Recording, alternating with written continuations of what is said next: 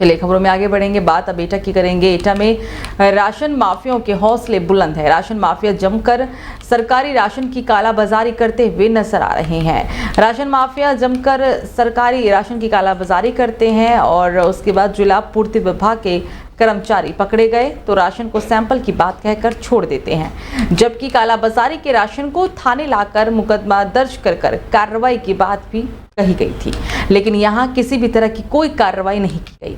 पूर्ति निरीक्षक ने कालाबाजारी कर बाजार में बेचने ले जाते हुए 30 चावल के पैकेट पकड़े और आरोपियों पर अभी तक फिलहाल कोई कार्रवाई नहीं हुई है। स्थानीय लोगों ने पूर्ति विभाग के खिलाफ आक्रोश दिखाया है। आपूर्ति निरीक्षक जलेसर ने कहा कि मैक्स पिकअप गाड़ी में पकड़े गए चावल राशन के थे और किसान की जानकारी उन्हें नहीं थी। चावलों का सैंपल लेकर जांच में भेज दिया गया है। जांच रिपोर्ट आने के बाद ही पता चल सकेगा कि चावल राशन के थे या फिर किसान या व्यापारी का।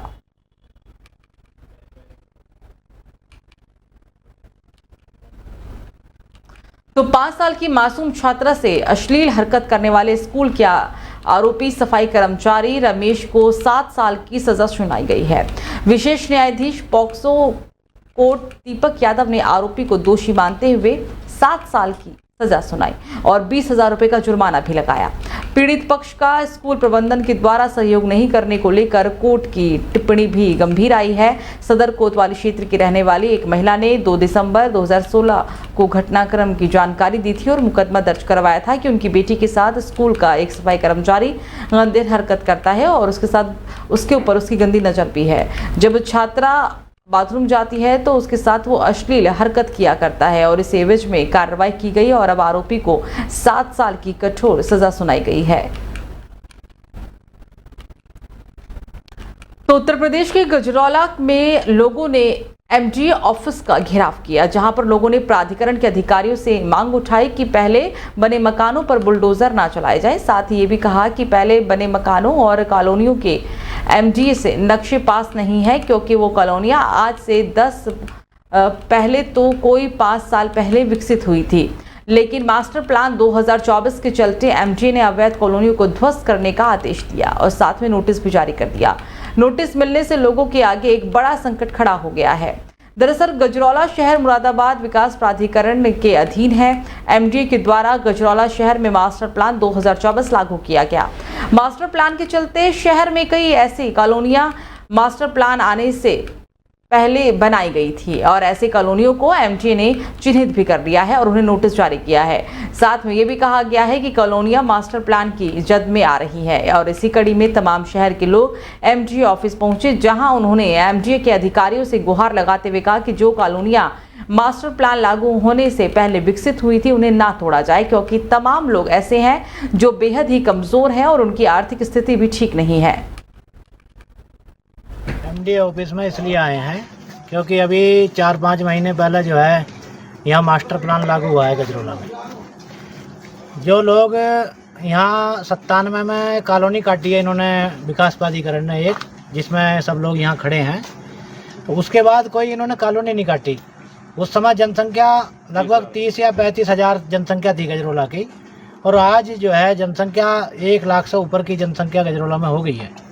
तो 70,000 लोग जो यहाँ आके बसे हैं तब के बाद, तो 70,000 लोग इन्होंने कोई कॉलोनी काटी नहीं भाई। किसानों से इन्होंने एमडीए ऑफिस में इसलिए आए हैं। तो एटा की थाना आवागढ़ पुलिस को बड़ी कामयाबी हाथ लगी है। थाना आवागढ़ पुलिस ने चेकिंग के दौरान एक शातिर अंतर जनपदीय वाहन चोर को गिरफ्तार किया। 3 आरोपी हालांकि अभी भी फरार हैं। पुलिस ने तीनों फरार आरोपियों की तलाश शुरू कर दी है।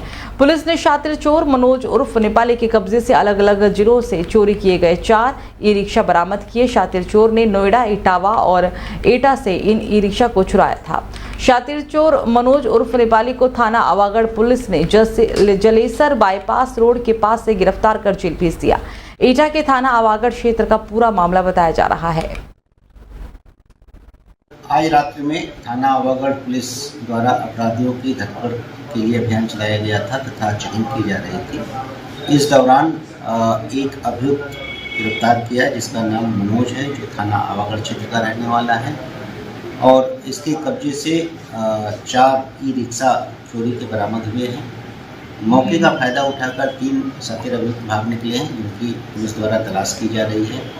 और इस साथी गैंग अंतरजनपदी गैंग द्वारा जो है गाजियाबाद, इटावा और नोएडा से ई रिक्शा चोरी किए गए थे। इनसे पूछताछ के आधार पर जो भी सूचनाएं पुलिस को प्राप्त हुई, इनसे और गहनता से छानबीन की जा रही है। शीघ्र शेष अभियुक्तों को गिरफ्तार कर इनके विरुद्ध कठोर वैधानिक कार्रवाई सुनिश्चित की जाएगी।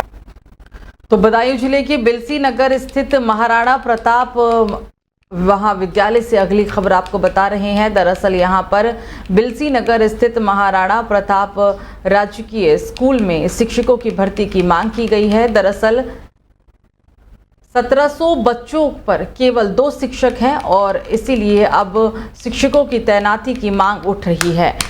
पूरे विद्यालय की जिम्मेदारी को लेकर भी बात सामने आई है। बिलसी विधायक ने मामले में संज्ञान लेते हुए यूपी के मुख्यमंत्री को पत्र देकर अवगत कराया। बिलसी नगर स्थित महाराणा प्रताप राजकीय महाविद्यालय में लंबे समय से बीएससी बीकॉम की कक्षाएं लगवाने के लिए छात्र छात्राओं के द्वारा मांग की जा रही थी, लेकिन अभी तक विद्यालय में बीएससी बीकॉम की कक्षाएं नहीं लग पा रही हैं, जिसके चलते छात्र छात्राओं को बीएससी बीकॉम की पढ़ाई के लिए बिलसी से बाहर जाना पड़ता है। विद्यालय में लगभग 1700 छात्र छात्राएं हैं, जिनके ऊपर मात्र 2 ही शिक्षक हैं। कम स्टाफ के चलते कैसे छात्र छात्राओं को बेहतर शिक्षा दी जाए, ये भी एक बहुत बड़ा प्रश्न है। के लिए मैं निरंतर प्रयास कर रहा हूं कि हमारे कॉलेज में बीएससी की कक्षाएं बढ़ें। उसके लिए मैं निरंतर माननीय मुख्यमंत्री जी से, माननीय उच्च शिक्षा मंत्री जी से लगातार पत्रों के माध्यम से बातचीत करके, और हमारी काफ़ी प्रक्रिया वो भी आगे बढ़ गई है। चूँकि उसके लिए पद सृजन होना है, लैब बननी है, एक थोड़ा सा बड़ा काम है। उसके लिए हम सरकार से लगातार पहल कर रहे हैं। उस काम को भी बहुत जल्दी परिणाम तक पहुंचाने का काम करेंगे। बात यह है कि पूरे यूपी में ही ये हाल है कि शिक्षकों की लगातार कमी होती जा रही है। जो रिटायर्ड हो रहे हैं उनकी जगह दूसरे शिक्षक आ नहीं रहे हैं। न केवल उच्चतर और माध्यमिक में भी और बेसिक में भी अभी भी आप देखते हैं कक्षा 5 तक के लिए कम से कम 5 शिक्षक होने अनिवार्य हैं। के लिए तो दरअसल गोंडा पुलिस को बड़ी कामयाबी हाथ लगी है। ओम प्रकाश सिंह हत्याकांड में फरार मुख्य आरोपी को पुलिस ने मुठभेड़ के दौरान गिरफ्तार कर लिया है। मुख्य हत्यारोपी उदय भान सिंह उर्फ लल्लन सिंह ने दिन दहाड़े हत्या की वारदात को अंजाम देने के बाद से ही वो फरार चल रहा था। गोंडा पुलिस अधीक्षक के निर्देश में पुलिस, एसओजी और सर्विलांस की संयुक्त टीम ने ये कार्रवाई की। पुलिस अधीक्षक मुख्य अभियुक्त को गिरफ्तार करने पर 25,000 रुपए का इनाम भी घोषित कर चुकी थी। एक आरोपी को घर से हालांकि गिरफ्तार किया जा चुका था। 2 आरोपी अभी तक फरार चल रहे थे। हत्या में शामिल कुल 5 आरोपी थे। पुलिस ने अब तक 2 आरोपियों को एनकाउंटर के दौरान गिरफ्तार किया। निर्मम हत्याकांड के मामले को लेकर स्थानीय बीजेपी विधायक अजय प्रताप सिंह ने आरोपियों की गिरफ्तारी और उन पर कड़ी कार्रवाई की मांग की थी। देखिए, जैसा कि आप सभी अवगत हैं, करीब 3 दिन पूर्व थाना परसपुर क्षेत्र के कस्बा परसपुर में एक ओम प्रकाश सिंह नाम की कुछ व्यक्तियों द्वारा रंजिशन और निर्मम हत्या कर दी गई थी, जिसके संबंध में थाना परसपुर पर सुसंगत धाराओं में अभियोग पंजीकृत किया गया था। उसमें पुलिस द्वारा त्वरित कार्रवाई करते हुए एक नामजद आरोपी चंदन सिंह को गिरफ्तार कर जेल भेजा जा चुका था। उसी क्रम में जो वांछित अभियुक्त थे उनकी तलाश हेतु कई टीमें लगाई गई थी। इसके क्रम में कल देर रात एक आरोपी, हत्यारोपी रोहित सिंह, वो पुलिस की मुठभेड़ में घायल हुआ था, जिसे पुलिस अस्पताल में भर्ती कराया गया था। इसमें जो मुख्य हत्यारोपी था लल्लन सिंह उर्फ उदय भान सिंह, इसके ऊपर इसकी गिरफ्तारी हेतु 25,000 रुपये का इनाम घोषित किया गया था। आज हमारी टीमों द्वारा जब उसको घेराबंदी का प्रयास किया गया सूचना पर, उसके द्वारा पुलिस पर फायरिंग की गई और आत्मरक्षार्थ की गई जवाबी फायरिंग में पुलिस की। तो वहीं प्रतापगढ़ में गैंगरेप के मुख्य आरोपी को पुलिस ने मुठभेड़ के दौरान गिरफ्तार कर लिया। मुठभेड़ के दौरान गैंगरेप का मुख्य आरोपी वसीम समेत 2 लोग गिरफ्तार हुए। वसीम और मकबूल के पैर में गोली लगी। दोनों आरोपियों को इलाज के लिए मेडिकल कॉलेज में भर्ती करवाया गया और साथ में उनके पास से 2 तमंचा कारतूस भी बरामद किया गया। आरोपियों की गिरफ्तारी के लिए एसपी डॉक्टर अनिल कुमार ने सख्त आदेश दिए थे। एसपी की सख्ती पर 24 घंटे के अंदर ही ये बड़ा कार्रवाई प्रशासन के द्वारा देखने को मिला है। साथ ही वसीम ने अपने 3 दोस्तों के साथ इस घटना को अंजाम दिया था, ये भी पता चला है। पुलिस ने प्रेमी समेत 4 पर गैंग रेप की हत्या में मामला दर्ज कर लिया था। पट्टी कोतवाली के कलियन पुलिस के पास से गिरफ्तारी हुई है। शाम को आरोपियों के घर बुलडोजर लेकर जब पुलिस पहुंची थी, घर की महिलाओं के अनुरोध पर बुलडोजर लेकर पुलिस लौट आई थी।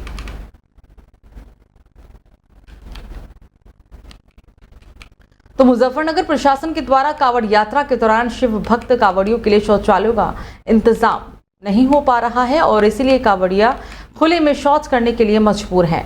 मुजफ्फरनगर प्रशासन वैसे तो कांवड़ मेले के दौरान साफ सफाई और कांवड़ियों के लिए तमाम तरह के इंतजाम के लाख दावे कर ले, लेकिन अब प्रशासन के दावे की पोल खुलती नजर आ रही है। नगर पालिका प्रशासन के द्वारा एक भी शौचालय का इंतजाम नहीं किया गया। सोचने वाली बात यह है कि जिस वक्त किसी भी राजनीतिक दल की सभा या फिर कोई बड़ा कार्यक्रम किया जाता है तो वहां पर शौचालयों को लेकर तमाम तरह के इंतजाम देखने को मिलते हैं, लेकिन इतने बड़े धार्मिक कार्यक्रम और विश्व के सबसे बड़े कांवड़ मेले में प्रशासन के द्वारा शिव भक्तों के लिए कोई इंतजाम नहीं किया गया। कांवड़िए खुले में शौच करने के लिए मजबूर दिख रहे हैं। जाएंगे मरतवा साहिब नोएडा जाएंगे। कितने किलोमीटर का सफर है लगभग? 300 किलोमीटर। अच्छा, मुजफ्फरनगर में इस समय आप मौजूद है जनपद में, किस तरह की व्यवस्था है? व्यवस्था तो कोई खास नहीं है। कोई खास व्यवस्था नहीं है। मंगलोर से मुड़े हम, मंगलोर से मुजफ्फरनगर सीधा बंकोवाली के रास्ते में कोई ऐसा शौचालय नहीं, एक भी शौचालय ऐसा नहीं है कि तो खुले में शौच करने को शिव भक्त मजबूर हैं? मजबूर है बहुत ज़्यादा। शौचालय होने चाहिए? शौचालय होने चाहिए बिल्कुल। तो मतलब शौचालय की जैसे नहीं है तो क्या कहेंगे इस बारे में? होने चाहिए ना शौचालय, शौचालय होने चाहिए। जैसे पुलिस प्रशासन इतनी वो करता है कि साफ सफाई, ये क्या कहेंगे? साफ सफाई ऐसे कोई नहीं है। पिछले साल अच्छा था या वो? पिछले साल बहुत बढ़िया था।